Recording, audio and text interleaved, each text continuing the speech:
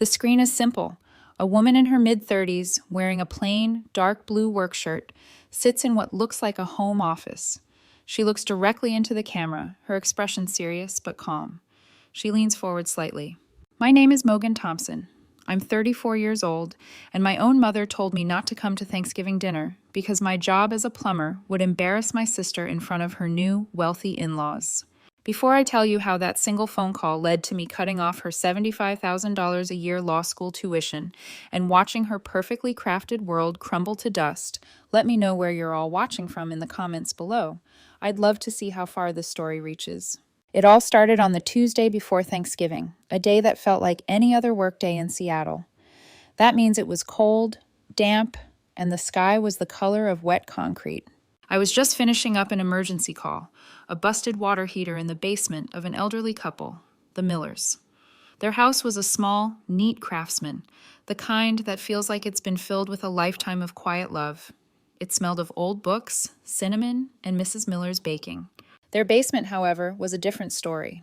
It was a cramped, musty space with a low ceiling, and the ancient water heater had decided to give up the ghost in spectacular fashion. There was an inch of lukewarm water pooling around my boots, and the air was thick with the smell of damp earth and rust. I spent 3 hours down there, wedged between the faulty unit and a rickety set of shelves filled with dusty mason jars. My knuckles were scraped raw from wrestling with corroded pipes, and my back was screaming in protest. It was tough, dirty work, the kind of work that leaves you smelling like a wet dog. When I finally got the new unit installed and firing, I went upstairs to settle the bill. Mr. Miller, a kind man with hands gnarled by a lifetime of work and arthritis, looked at the invoice. I saw his shoulders slump just a little. I saw the quick, worried glance he exchanged with his wife. They were on a fixed income. I knew it the moment I walked in their door. They weren't going to complain, but I could see the number was a heavy blow. "Everything looks good, Mr. Miller," I said, keeping my voice casual. The main valve was still in decent shape, and I had a few spare fittings in the truck that worked perfectly, so that saved you a bit. I hadn't. I'd used brand new, top-of-the-line parts. I just knocked a few hundred off the total. Call it a pre-Thanksgiving discount. The relief that washed over his face was profound. Mrs. Miller insisted on packing a small box of still-warm oatmeal cookies for me. Even though I told her not to worry, I left their house covered in grime, my back aching, but with a box of cookies on the passenger seat and a warmth in my chest that had nothing to do with the truck's heater. It was the feeling of a job well done, of helping someone who needed it. I was proud of what I do. I climbed into my work truck, the familiar smell of metal and coffee, a strange comfort. I was thinking about those cookies, about the expensive bottle of Cabernet I'd bought for Thanksgiving dinner, and about the apple pie I was planning to bake from scratch. It was my signature dish, the one thing I could lord over my mom's cooking. That's when my phone rang. The screen glowed. Mom. "Mogan, honey," she started, her voice unnaturally bright. "How are you?" "Tired, but good," I said, starting the engine. "Just finished up with a tough one. Can't wait for Thursday. I'm bringing the pie." There was a pause, a silence just long enough to curdle the warmth inside me. "About that, honey, there's been a little change of plans." I waited, a familiar sense of dread creeping in. Vanessa's parents, the Whitfields, her father is that big corporate lawyer, they're coming into town last minute, a lovely surprise, so we're having them over for the big dinner. "Okay," I said slowly, my voice cautious. "More the merrier, right?" I got a great bottle of wine that should impress any lawyer. "Well, that's the thing," she stammered, and her voice dropped to a conspiratorial whisper. "Melissa thinks, well, she's a bit stressed. She really wants to make a good impression. And you know how formal people like the Whitfields can be." The dread solidified into a cold knot in my stomach. I knew where this was going. I had been here before in smaller ways. "What are you saying, Mom?" I asked, my voice flat. "She just thinks it might be better if the conversation didn't turn to your work. It might be awkward. We don't want them thinking we're unsophisticated." The word hit me like a slap. "Unsophisticated? So you want me to lie about my job?" I asked, incredulous. "No, of course not, sweetie," she said, her voice now frantic and cheerful. "We'll just have our own little Thanksgiving on Saturday. Just the three of us. It'll be cozier, more special." My hands gripped the steering wheel so tightly my knuckles were white. The rain hammered against the windshield, blurring the world outside. "Let me get this straight. You are uninviting me from Thanksgiving dinner because my job, the one I've had for a decade, might be embarrassing. Don't be so dramatic, Mogan, she snapped, her guilt instantly turning to irritation. It was her go-to defense. It's just to make things smooth for your sister. She's on the cusp of great things. You, of all people, should understand what she needs from us right now. I didn't say anything. I just disconnected the call. I sat there in the dark, the engine rumbling as her words echoed in my head. You, of all people, should understand. No, I didn't. Not anymore. My phone buzzed a few minutes later. I expected it to be my mom, maybe with a half-hearted apology. It wasn't. It was a text from my cousin Marcus, the only one in the family who shot straight. The text was short, brutal, and it vaporized any lingering hope that this was just a misunderstanding. It said, "Hey, I think you should know. I overheard Linda on the phone with Aunt Carol. Melissa told her flat out that she's ashamed of you. She doesn't want the Whitfields to know someone in her family works with their hands. Ashamed of you." The 3 words on the screen seemed to burn into my retina. It wasn't an accusation or an opinion. It was presented as a fact, a truth I was supposed to accept. I leaned my head against the cold glass of the truck window, the vibration of the engine, a dull thrum against my skull. The past didn't just come rushing back. It kicked the door down and started breaking things. People see my life now, the successful business, the fleet of new trucks, the confident owner, and they assume it was a straight line from A to B. They don't know the detours, the sacrifices, the parts of myself I had to kill to get here. They don't know about Dad. My father, David Thompson, was a plumber. He was a master of his craft, a man who could diagnose a problem by the sound water made in a pipe.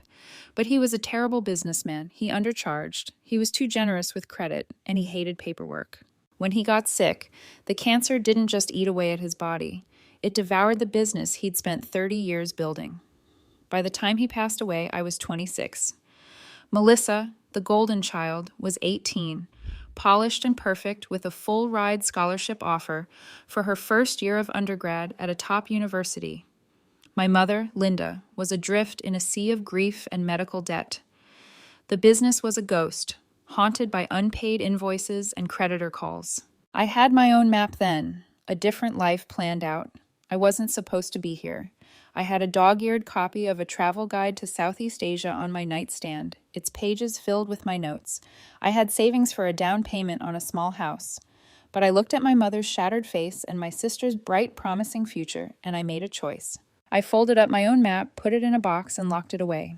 I stepped into my father's worn-out work boots and took over. Those first few years were a blur of 18-hour days and 7-day work weeks.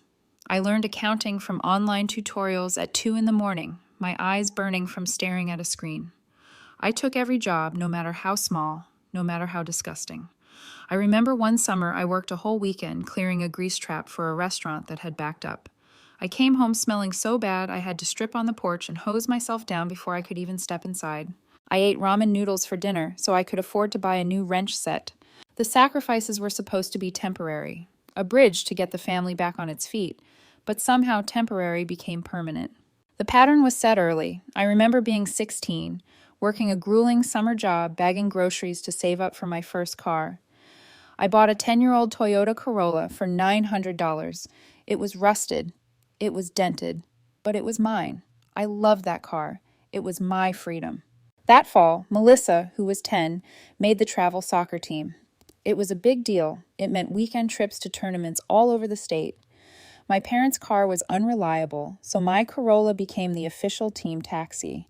"Mogan, we need to take your car," my mom would say. "It's for your sister."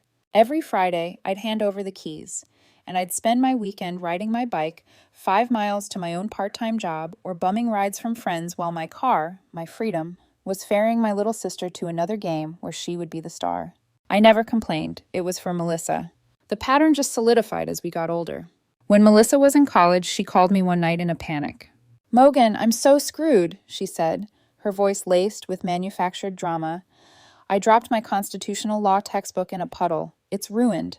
I have a test on Monday. The campus bookstore has one, but it's like $500. I don't know what to do." $500 for a textbook seemed insane, but she was my sister. She sounded desperate. "Don't worry about it," I told her. "I'll wire you the money." I transferred the funds from my business account, money that was earmarked for a new piece of diagnostic equipment. A few days later, I was scrolling through social media, and there it was. A photo of Melissa and 3 of her friends grinning, holding up cocktails at a concert for a band I knew had played in town that weekend. The tickets were notoriously expensive. The caption read, "Best night ever. YOLO." There was no damaged textbook. There was never a damaged textbook. I felt a hot flash of anger, but I buried it. I told myself she was young. She was stupid. I never called her on it. I just let it go. It was easier. My dad had tried to warn me. I remember one of the last good days we had, before the sickness really took hold. We were working on a job together, replacing the plumbing in an old Victorian house. I was his apprentice, still green. I was complaining about something. I don't even remember what. He stopped what he was doing and looked at me. His hands were calloused and stained, but his eyes were clear. "Listen, sweetheart," he said, his voice raspy. "This work, it's honest, it's noble. You fix what's broken. You make people's lives better. Never let anyone tell you different. But remember this, a person's worth is in 2 things, her word and her hands. Don't ever let anyone devalue either one." I nodded, not fully understanding the weight of his words. Then, now, sitting in my truck, they echoed in my mind like a prophecy. I had let my family devalue both. My hard work was a given, an endless resource they could tap without a thought. And my word, my sense of self, was something to be hidden away in the presence of important people. The biggest enabler of this was my mother. She loved us both, I have no doubt, but she loved the idea of Melissa more. She was her shining star, her proof that she had raised a success. I was the dependable, sturdy foundation, essential, but invisible, and certainly not something to brag about. I remember one Christmas a few years ago, all the relatives were over. My Aunt Carol was asking everyone for updates. Melissa, home from her first year of law school, was holding court talking about torts and constitutional law. My mom hung on her every word, beaming. "Melissa is going to be a top lawyer," she announced to the room. "She's brilliant. She gets it from her father's side." Of course, she never mentioned that I was the one paying for this brilliance to be nurtured. Then Aunt Carol turned to me. "And you, Mogan? How's the business?" Before I could even open my mouth to say we just landed our first major commercial contract, my mom jumped in. "Oh, Mogan is doing great," she said, her voice a little softer, a little less enthusiastic. "She's a plumber, keeping the family business going. She's so reliable." Reliable. Like you'd describe a refrigerator. It works. It's there, but it's not exciting. Melissa gave me a little smirk from across the room, a look that said, "See, that's your place." I felt a familiar hot flush of shame. Why was I ashamed? I was proud of my work, but in that room, surrounded by my family, their judgment was a poison gas, and I was breathing it in. My best friend and business partner, Mike Rodriguez, was the only one who ever called them on it. Mike and I had been through the trenches together. He was there when I was working out of my rusted-out van, and he was my first hire when things started to turn around. He was family, the kind you choose. We were in the office one day last year, going over the quarterly numbers. They were good, really good. "Dude, we killed it," Mike said, leaning back in his chair and putting his feet on the desk. "You know what this means? Thailand. You are finally going to Thailand." I shook my head, tapping the spreadsheet. "Can't. Melissa's tuition payment is due, and she needs a new laptop. Her old one is too slow for her simulations." Mike dropped his feet to the floor with a thud. "Mogan, I gotta be straight with you," he said. "I can't watch this anymore. It's not right." "It's family, Mike," I said, the excuse tasting like ash in my mouth. "No, it's not." He shot back, his voice rising. "Family is a 2-way street. I was at your mom's barbecue last summer, remember? I heard how she introduced you to her friend. This is my daughter, Mogan. She's in plumbing." Then Melissa walks up, and this is my daughter, Melissa. She's at Columbia Law. It's like you're an afterthought, like you're the damn janitor who funds the prodigy's lifestyle. He paused, then added, "And the kid doesn't even say thank you. She just takes and takes. When does it end?" "When she graduates," I said weakly. "Then she'll be on her own. She'll be grateful then." Mike just looked at me with a sad, pitying expression. "You really believe that, don't you?" I did, or I had, until that night. Sitting there in my truck, scrolling through Melissa's Instagram feed, the lie I had been telling myself fell apart. There she was, my sister, living a life of careless luxury. Photos of her and her boyfriend, Evan, at fancy rooftop bars, clinking glasses with the Manhattan skyline behind them. A weekend trip to the Hamptons. a photo of a $500 textbook with the caption, "The grind is real." She was wearing a watch I knew for a fact cost more than my first work van. It was a life built on a foundation of my sweat, my sacrifice, my 18-hour days, and there wasn't a single trace of me in it. No pictures of us, no mention of her sister. I was the ghost in her machine, the invisible engine powering her shiny, perfect life. And she wasn't just hiding me. She was ashamed of me. The icy cold that settled in my gut had nothing to do with the Seattle rain. It was the chilling realization that my love had been treated like a currency, and my sacrifice had been mistaken for a weakness. I had been a fool. I had been trying to fill a bucket with a hole in the bottom, telling myself that one day my efforts would be enough. I started the truck's engine again, but I didn't drive home. I drove to the one place that felt like mine, the one place I had built from the ground up, my office. It was dark and quiet, a sanctuary from the storm in my head. I sat down at my desk, the one I'd bought secondhand all those years ago, and I opened my laptop. The screen cast a pale blue light on my face. With slow, deliberate keystrokes, I typed in the address for Columbia University's tuition payment portal. There it was. Melissa Thompson, student ID, 9-digit number, next installment due, $18,740. Due in 14 days. And right below it, the saved payment method. Thompson Plumbing Solutions. Business checking account. My account. The account that held all my hopes, my fears, my sleepless nights. The weight of all those years pressed down on me. The missed vacations. The rusted-out Corolla. The fake textbook emergency. Being asked to park my truck around the block. My mother's dismissive tone. And now this final, brutal verdict. She is ashamed of you. My father's words came back to me. A person's worth is in two things, her word and her hands. Don't ever let anyone devalue either one. I had let them devalue both, for far too long. Tonight that ended. My hand was trembling as it hovered over the trackpad. A war was raging in my head, a lifetime of conditioning, of being the responsible one.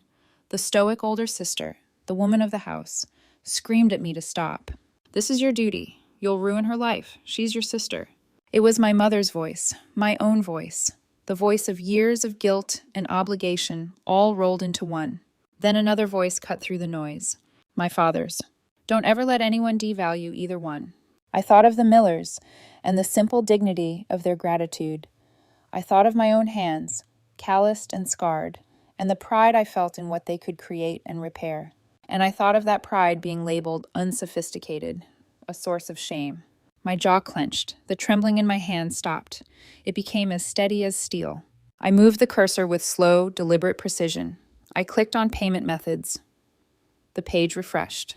And then I clicked the button that said, in bold red letters, remove. A confirmation box popped up, a final digital checkpoint before the point of no return. Are you sure you want to remove this payment method? This action cannot be undone.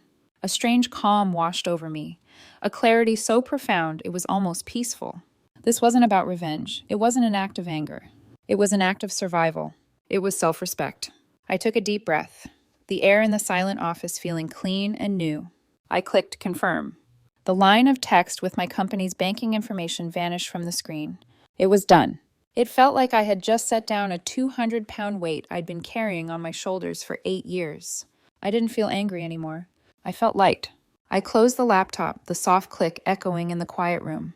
I drove home, the rain finally letting up, the city lights smearing across my windshield like watercolor. For the first time in years, I wasn't mentally calculating balances or worrying about tuition deadlines. I was thinking about that trip to Thailand. I was thinking about what it would be like to build a deck on the back of a house I owned. I went to bed, and I slept like a dead woman. The peace lasted exactly 10 hours.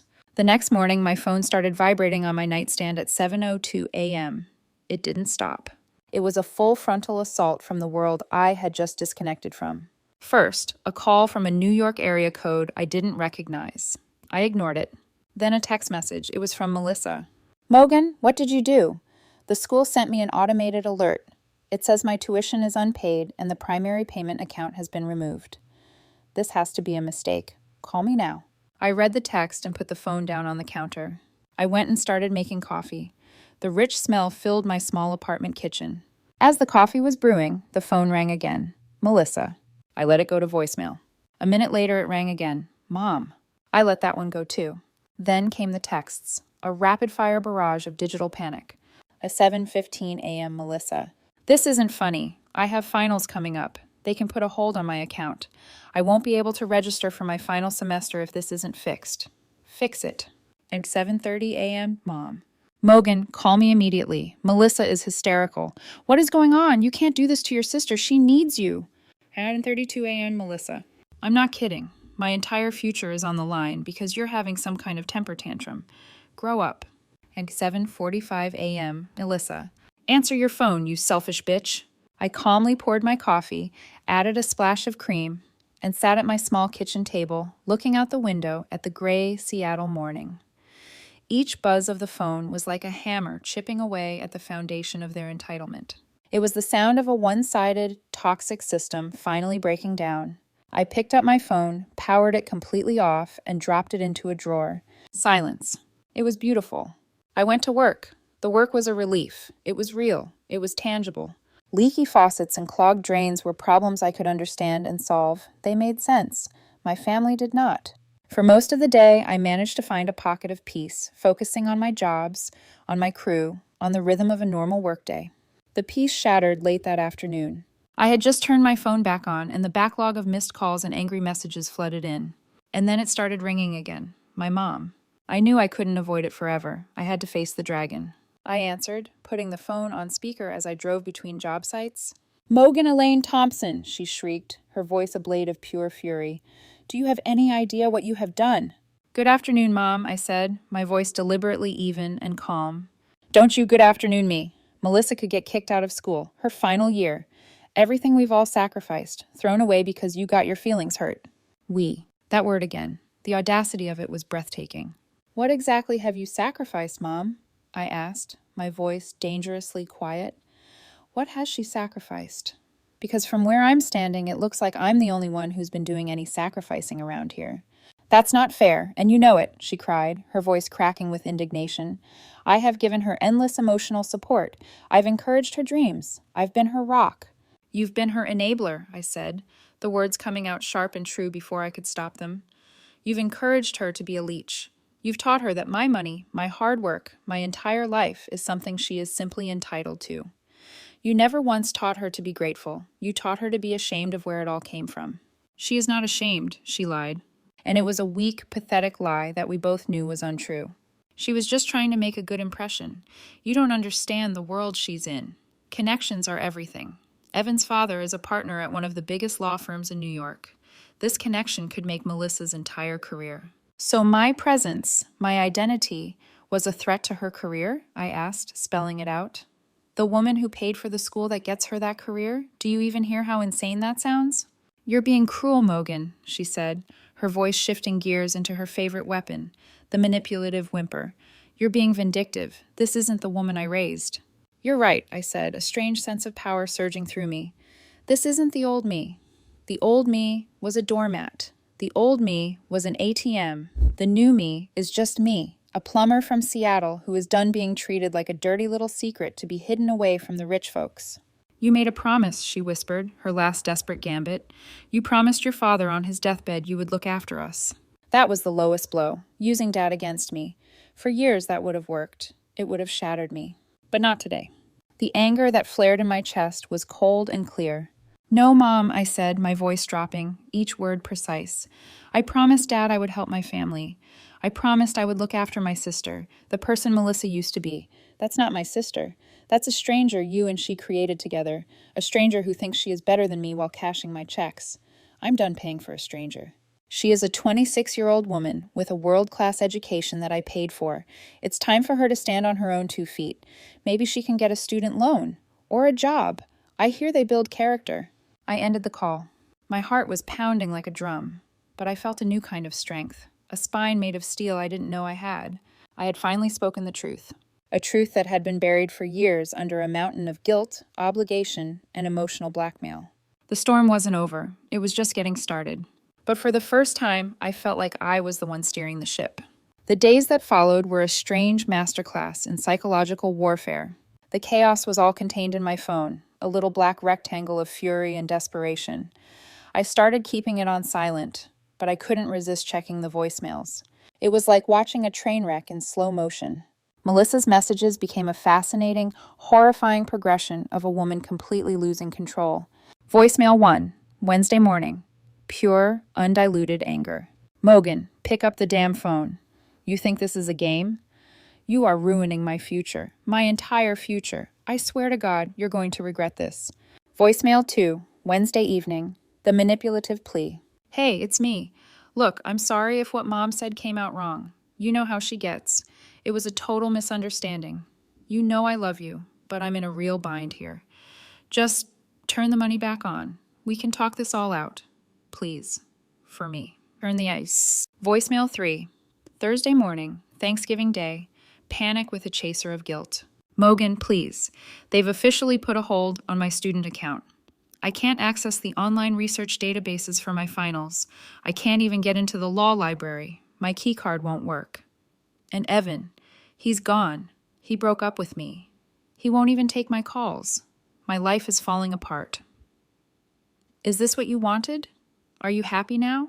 I listened to them once, a detached observer to my sister's self-immolation, then deleted them. Each message was a different tactic, a different mask. The bully, the buddy, the victim. But none of them contained the two simple words that might have once made a difference.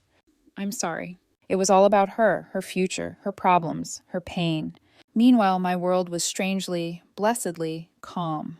I spent Thanksgiving Day not at a tense, miserable family dinner, but with Mike and his family.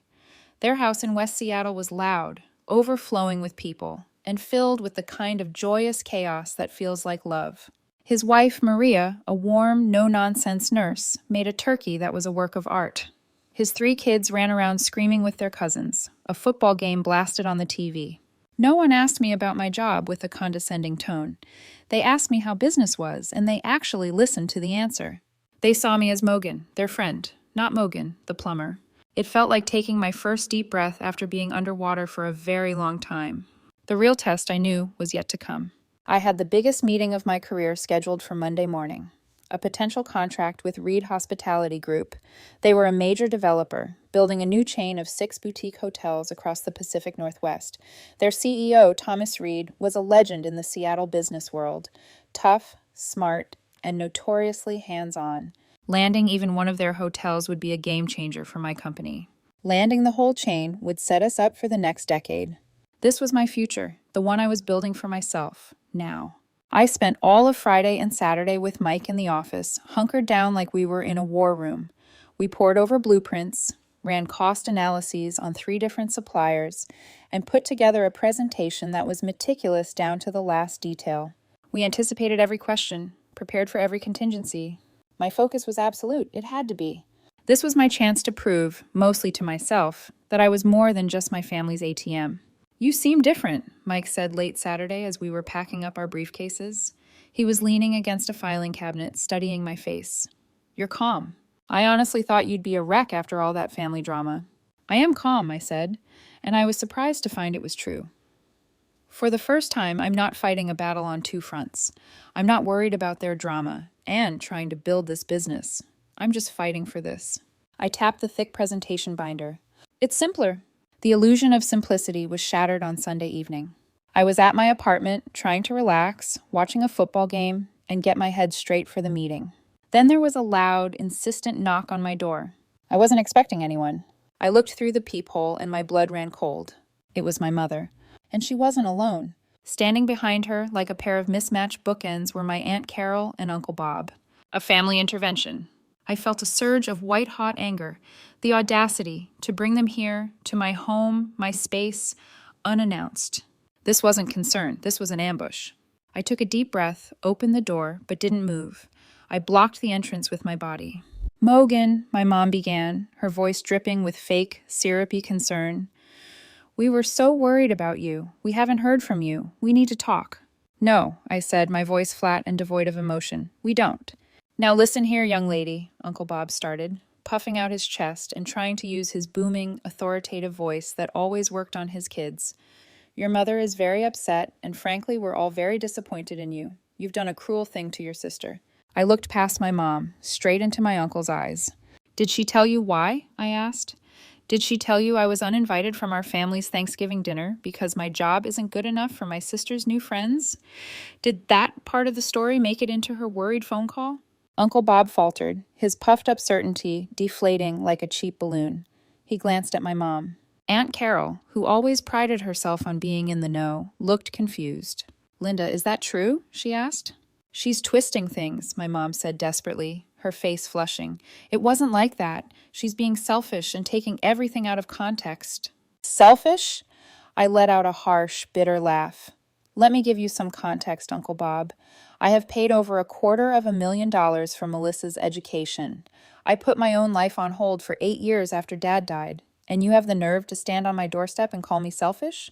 I'll tell you what's selfish, I continued. It's raising one daughter to believe she's a princess destined for greatness, and the other to believe she's nothing but a workhorse to carry her there.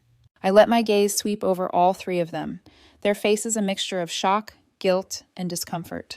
Aunt Carol, I said, my voice suddenly soft, do you remember last spring when your kitchen sink was clogged right before your dinner party? Well, yes, she stammered, confused. You came and fixed it. You were a lifesaver. I was, I agreed. I canceled a personal appointment and spent 3 hours under your sink, and I didn't charge you a dime, because that's what family does, right? I turned back to all of them. I'm going to ask you all a simple question, I said, my voice low and steady. And I want you to be honest with yourselves. Besides today, when you've come here to ambush me, when was the last time any of you called me just to see how I was doing? Not to ask for a favor, not to gossip, not to talk about Melissa, just a simple call to ask, hey Mogan, how are you holding up? The silence was absolute, profound, damning. My aunt started fiddling with the strap of her purse.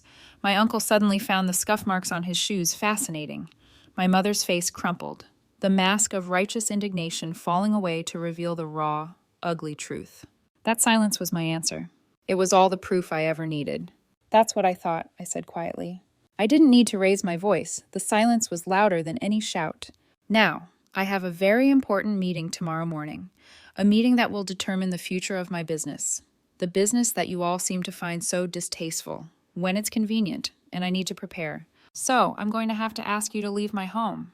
I stepped back and closed the door in their stunned, speechless faces.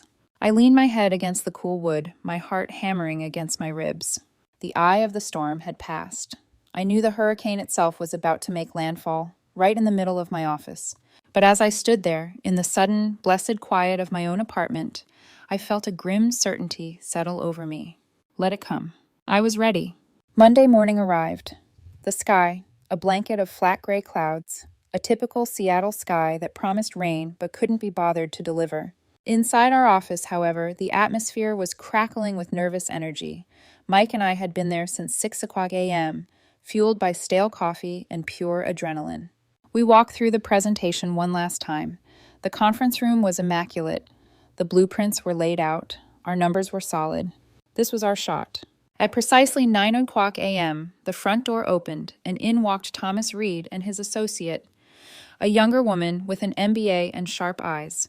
Reed was in his late 50s, tall and lean, dressed in a perfectly tailored suit that probably cost more than my first truck. He had a quiet, coiled intensity, a presence that commanded the room without saying a word. He had a reputation for being a shark, a no-nonsense, old-school businessman who valued substance over style and could smell BS from a mile away. We shook hands. His grip was firm, his eyes analytical, taking in every detail of our small but professional office. He didn't waste time with small talk. Thompson Rodriguez, he said, taking a seat at the head of our conference table. The floor is yours. We launched into the presentation. I felt a surge of confidence wash over me, silencing the nervous chatter in my head. This was my turf. I wasn't just a plumber. I was a logistics expert, a project manager, a specialist in fluid dynamics and commercial-grade systems. I spoke about our commitment to quality, our innovative use of PEX A tubing over traditional copper to save on costs and installation time, our proprietary 24-hour diagnostic software for commercial clients. I was passionate, I was knowledgeable, I was in my element. Reed listened intently, his face unreadable. He didn't nod, he didn't smile, he just watched, absorbed. About 20 minutes in, he held up a hand. Ms. Thompson, he said, his voice a low rumble. On Blueprint C4, you're specifying a parallel manifold system for the guest suites. My architects proposed a standard trunk and branch layout. It's cheaper. Justify your system. It was a test, a highly technical question designed to see if I was just a salesperson or if I actually knew my craft. Mr. Reed, I replied without hesitation, a trunk and branch system is cheaper on materials. You're right, but it creates pressure drops at every branch, meaning the guest in the room furthest from the main line will have a 20% reduction in water pressure if other fixtures are in use. It also means if there's a leak in the main trunk line, you have to shut off water to the entire floor to repair it. I flipped to the diagram. My parallel system gives each suite its own dedicated line from the manifold. That means consistent pressure for every single room. And if one line has an issue, you shut off one valve, and only one guest is inconvenienced, not 20. It's a slightly higher upfront cost for a vastly superior guest experience and lower long-term maintenance. For a boutique hotel chain that trades on luxury and service, I believe it's the only logical choice. A flicker of something, approval maybe, passed through Reed's eyes. Continue, he said. We were in a rhythm. It was going better than I could have ever hoped. We were 45 minutes in, right at the crucial point of detailing our multi-year service agreement, when the door to the conference room burst open with such force that it slammed against the wall. It was Melissa. She looked like a woman who had been dragged through hell backward. Her usually immaculate hair was a greasy mess. Her expensive pantsuit was deeply wrinkled. Her eyes were wild with desperate, frantic fury. My blood turned to ice. My first instinct was a surge of pure animal panic. No, not now, not here. This couldn't be happening. Mogan! She shouted, her voice cracking, raw with sleeplessness and rage. The room fell into a shocked silence. Thomas Reed and his associate turned their heads slowly, their expressions of professional interest shifting to surprise. Mike, sitting beside me, stiffened, his hands balling into fists under the table. My secretary, Sarah, stood frozen in the doorway behind Melissa, her face pale with horror. Melissa, I said, my voice preternaturally calm. I stood up slowly, every nerve ending screaming at me to panic, to yell, to match her frenetic energy. But some deeper, colder part of me, the part that had been forged in the last week, took over. This is not the time or the place. I have no place left, she yelled, stalking into the room. She was a caged animal. You've made sure of that. You are ruining my life. She gestured wildly around the room, at the immaculate presentation, at the expensive blueprints, at me. All this stupid, dirty plumbing company, you're choosing this over your own flesh and blood, your own sister. I looked at her, and for the first time, I didn't see the little sister I used to protect on the playground. I saw a stranger. A spoiled, entitled woman throwing a tantrum because her private bank had just closed its doors. I risked a glance at Thomas Reed. His face was a perfect, unreadable mask of neutral politeness, but his eyes, sharp and intelligent, missed nothing. He was watching me, not Melissa. He was assessing my reaction. Melissa, I said, my voice low, but carrying an authority I didn't know I possessed. This is a place of business. These gentlemen are my guests. You are making a scene, and you are embarrassing yourself. I'm embarrassing myself? She laughed, a high, unhinged, terrible sound. I'm the sister of the woman who runs this place. I have a right to be here. You owe me. You are the sister of the woman who runs this place, I corrected her. My words were sharp and precise as a surgeon's scalpel. You are not the one running it. You are owed nothing, and right now, you are trespassing. The word trespassing hit her like a physical blow. It redefined her, from a grieved family member to an unwanted intruder. She staggered back a step, her face a mask of utter disbelief. She had expected me to fold, to be humiliated, to plead with her, to beg for forgiveness in front of my important guests. She had expected the old Mogan. The old Mogan was gone, buried under years of disrespect. Sarah, I said, my voice never rising, my eyes never leaving Melissa's face, which was rapidly crumbling from rage into confusion and fear. Please call security and have my sister escorted from the premises. You can't do this to me, Melissa whispered. The fight suddenly drained out of her, replaced by a dawning, sickening horror as she finally realized what she had just done. Security arrived, 2 large, impassive men in professional uniforms. They flanked Melissa, each placing a firm, non-negotiable hand on her arm. She didn't resist. She was limp, defeated. She just stared at me, her eyes wide with a toxic cocktail of hatred, disbelief, and a flicker of something that looked like terror. As they led her out of the conference room, her final parting shot wasn't a shout, but a choked, venomous whisper. I hate you. The door clicked shut, leaving behind a thick, suffocating, and deeply humiliating silence. My career was over. That was the only thought in my head. I had just had my own sister, my own flesh and blood, forcibly removed from my office like a common criminal, right in the middle of the most important meeting of my life. The shame was so profound I could barely breathe. I turned to Thomas Reed, my face grim, ready to apologize profusely, ready to watch him and his 9-figure contract walk out the door forever.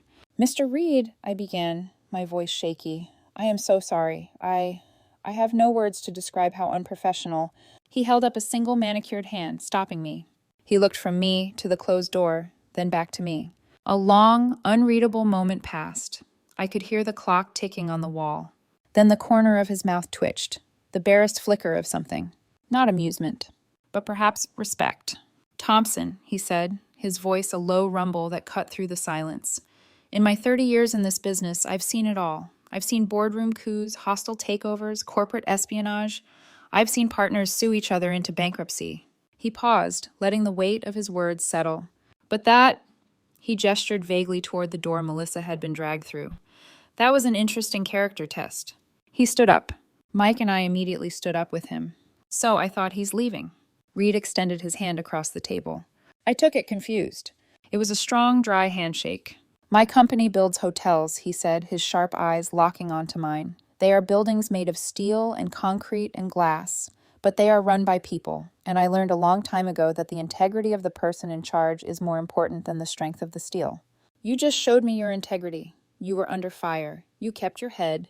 You protected your business. You were firm. You were fair, and you didn't flinch. He let go of my hand and turned to his associate. We're done here.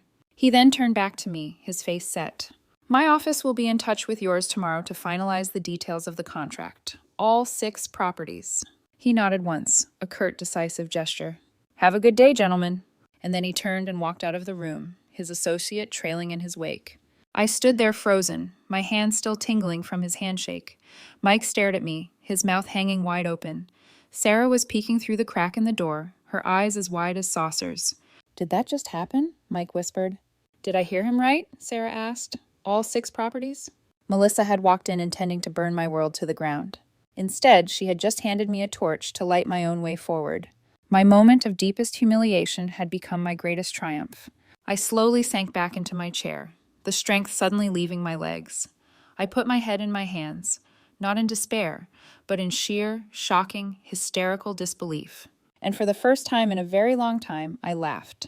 It was a raw, cathartic, slightly unhinged sound that filled the silent conference room.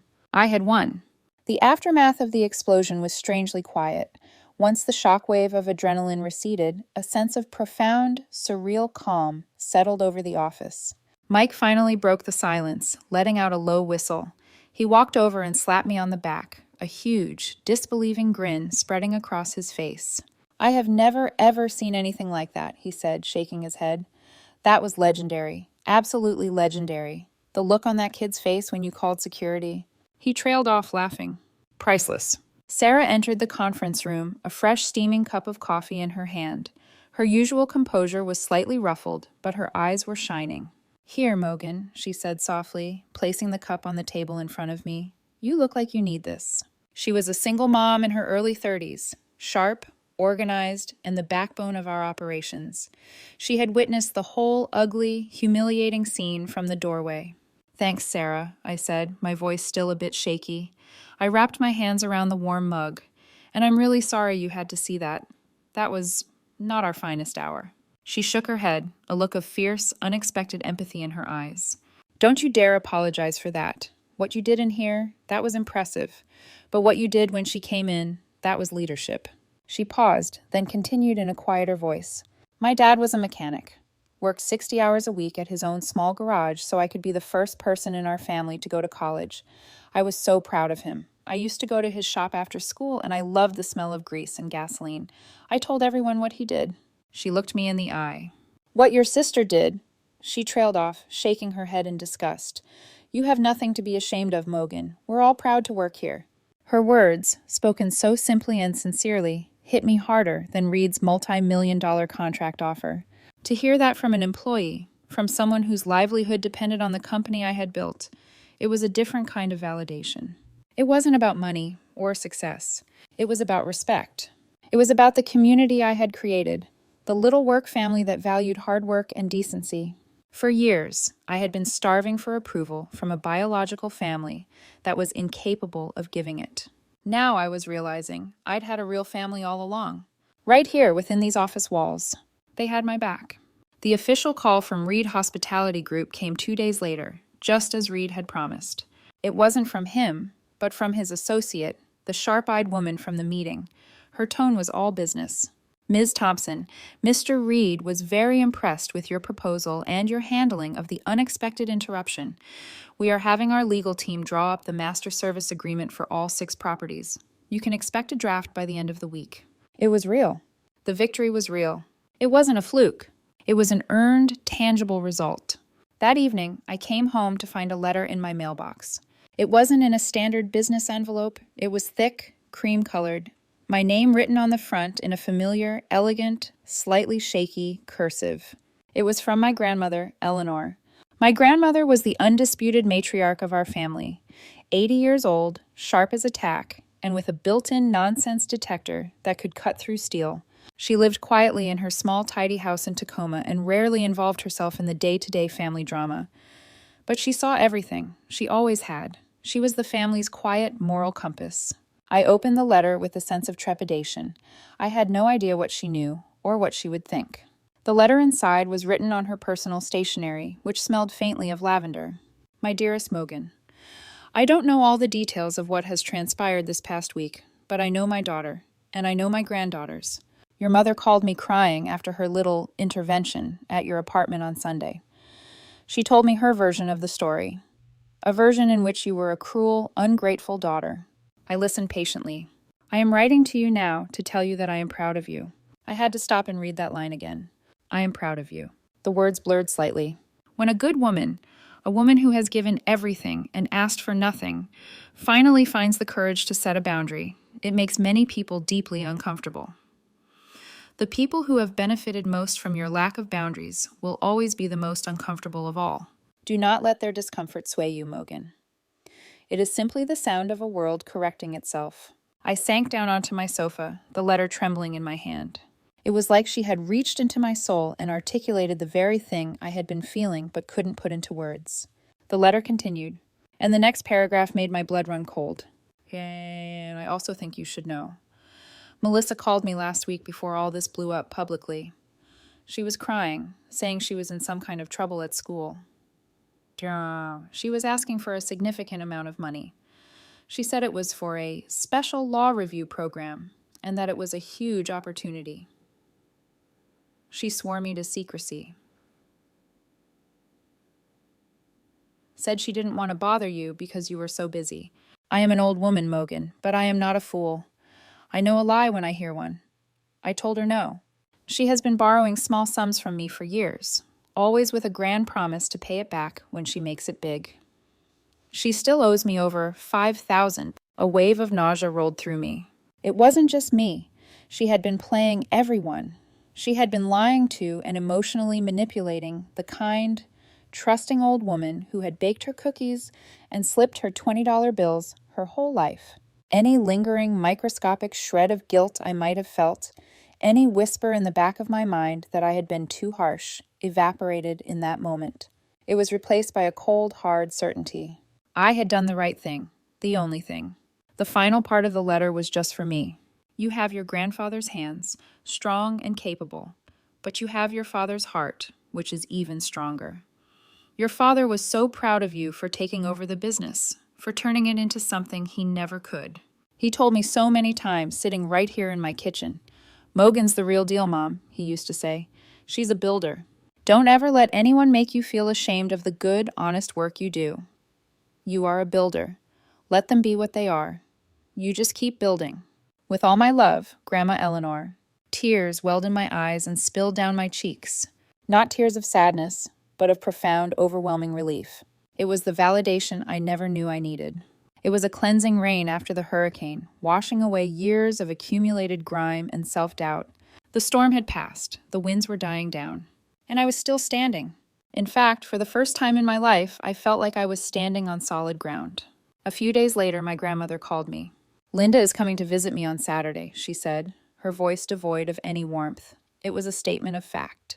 "I think you know why. I'm going to have a talk with my daughter. Some things have been left unsaid for far too long."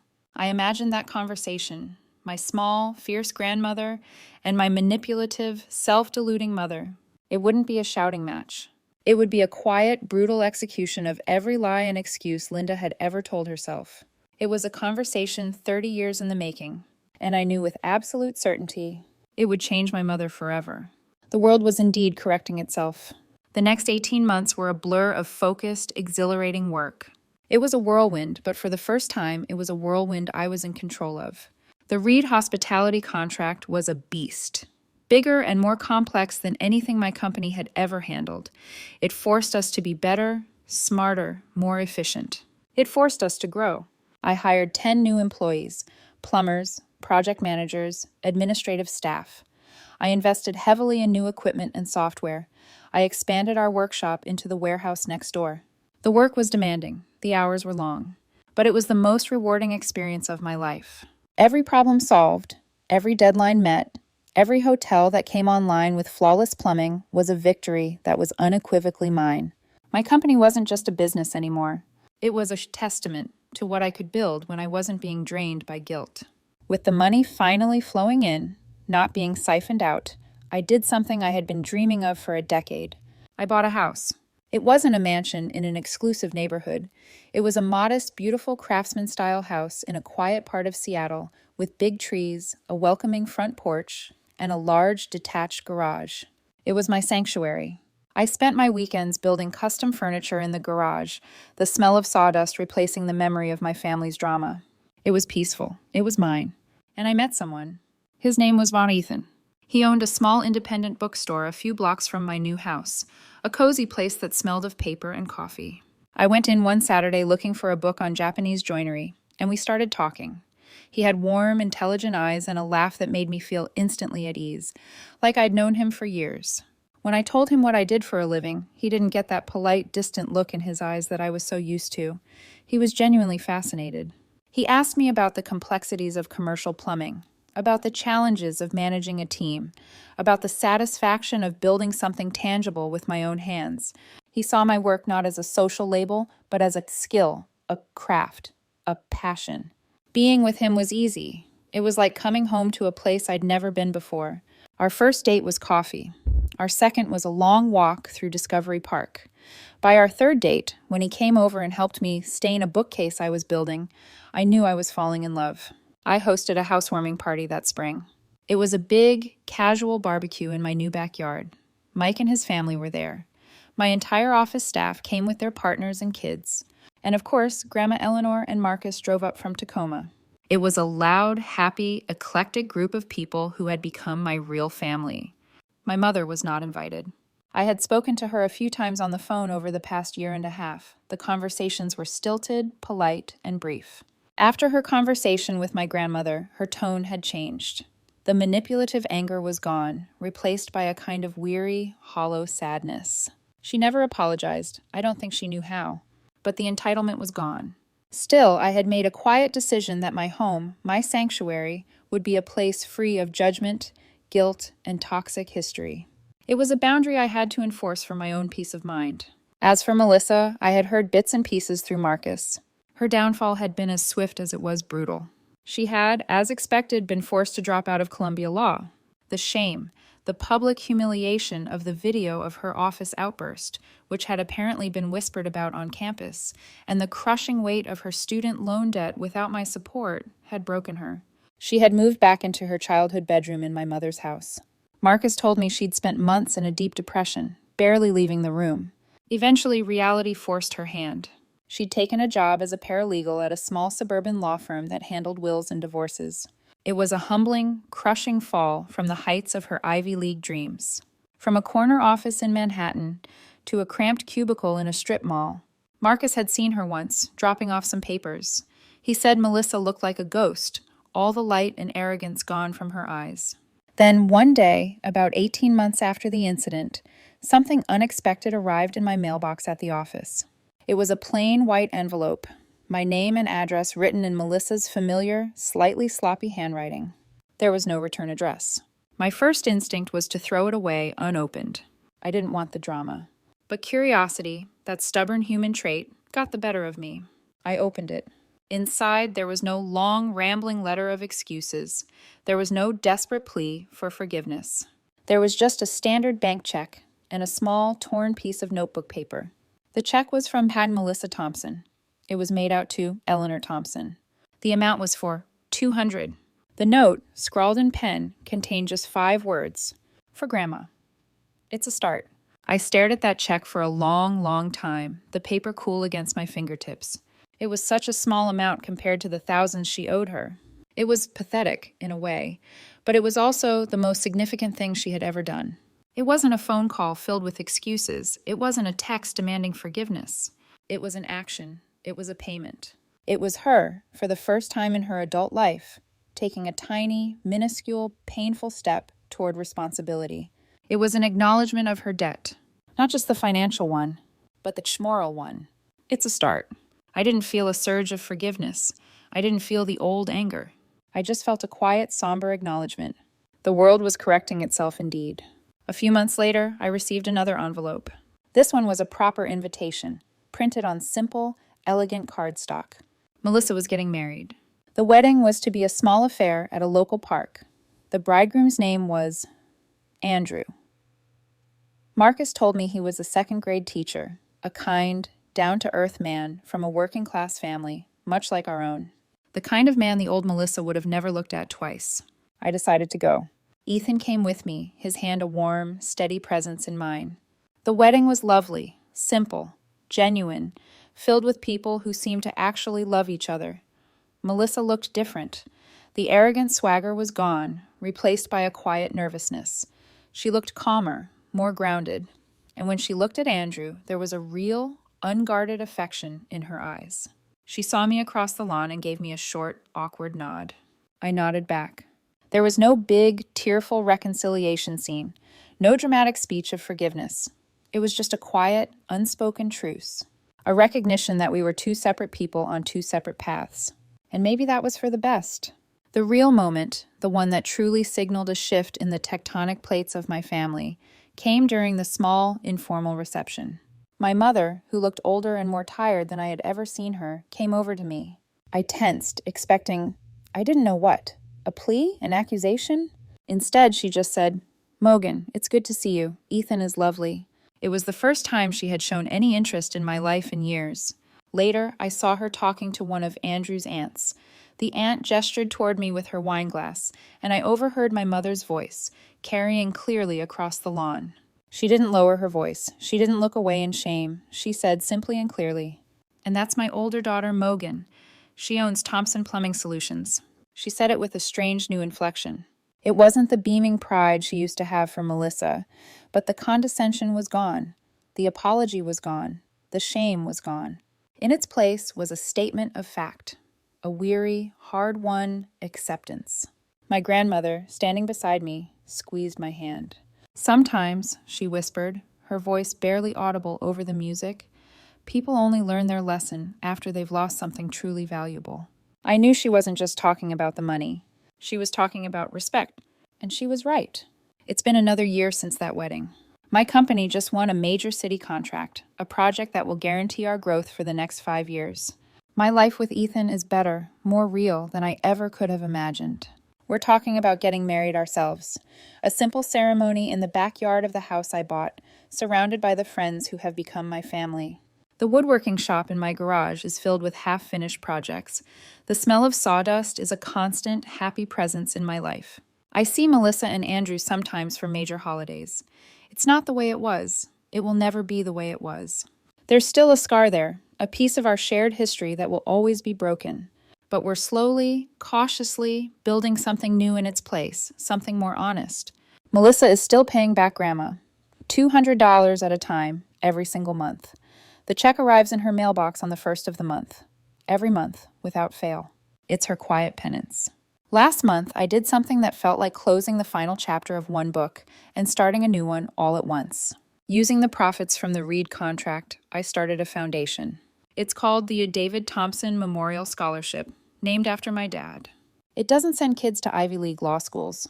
It pays for tuition, dimwalls, and work boots. For young men and women attending trade school in Washington state to become plumbers, electricians, welders, and carpenters. At the first award ceremony, we gave out 5 scholarships. It was held at a local community college, not a fancy ballroom. I was standing at a podium, looking at the faces of the 5 recipients. There was a young woman who wanted to be a welder, a single dad retraining to become an electrician, a quiet kid fresh out of high school who loved working on engines. They were all hardworking, hopeful people, ready to build a life with their hands. A reporter from a local trade journal asked me why I started the foundation. I thought for a moment, my dad's words echoing in my memory. A person's worth is in her word and her hands. So I said, my voice clear and steady. I learned a long time ago that success isn't measured by the school you went to, or the fancy title on your business card.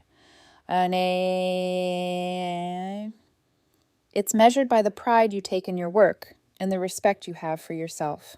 It's built by people who aren't afraid to get their hands dirty, people who aren't afraid to stand tall and say, this is who I am, and this is what I do. I wanted to give more people a chance to feel that kind of pride, without having to apologize for it. My journey wasn't about cutting my sister off.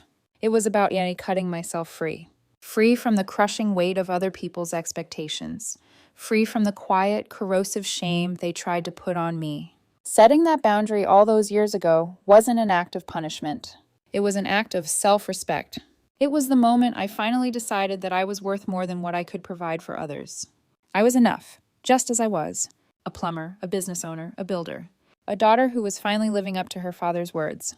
Mogan leans back, a small, genuine smile on her face. She looks directly at the camera, her expression open and sincere. And thank you for listening to my story. I know it was long, but I appreciate you sticking with me. I hope it resonated with you in some way. The world is full of complicated families and difficult choices, and sometimes the hardest and most important thing you can ever do is to stand up for yourself. Have you ever been in a situation where you had to choose between your own well-being and someone else's expectations? What did you do? Share your story in the comments below. I read them all. And don't forget to like and subscribe so you don't miss what's next. Take care of yourselves.